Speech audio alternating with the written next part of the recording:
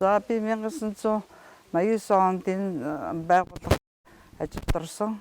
Тэгээ би 1900 ороод одоо 27 жил ажиллаад 2016 онд тэтгэвртэй гараад ингээд байж байна.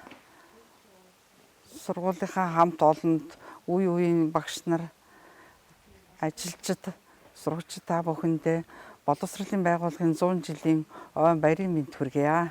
Бид жижүүр хийж байхдаа энэ сургуулийнхаа эд хөрөнгө бүхэл эд тогшлын нэгтгэл стандарт нөлөө хамгаална гэж нөлөө хамгаалж та үргэлж мөнхөл стандарт сонон сэрэмжтэй тэгж байдаг байлаа. Хүүхдүүдэд болохоор нөгөөд яг цагт болохоор зөв жагсааж байгаа л тэгэл хүүхдүүдэд оруулаад сургууль руу анги руу оруулаад тэгж ажилтдаг байлаа. За би 1959 оны Завхан аймагт төрсөн.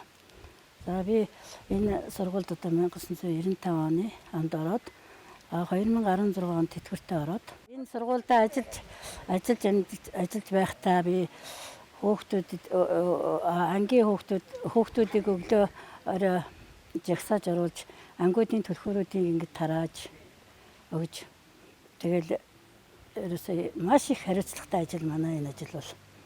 Тэгээ одоо бидний үед ажиллаж ирснийг одоо энэ үе бол маш хүнд үед манай энэ энэ хүмүүс ажиллаж байгаа. Одоо бид хоёртой ажиллаж байгаа улсуудаас энэ дор зөх гэж хүн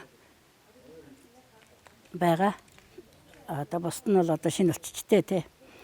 Тэгээд одоо эднэртэй захиж хэлэхэд одоо хийж байгаа ажил төрлөө сайн хийж байгаарай л гэж захий да. Тий. За ингээд үе үеийн удирдлага багш ажилчид сурагчдаа боловсролын 100 жилийн баярын мэндийг хүргье.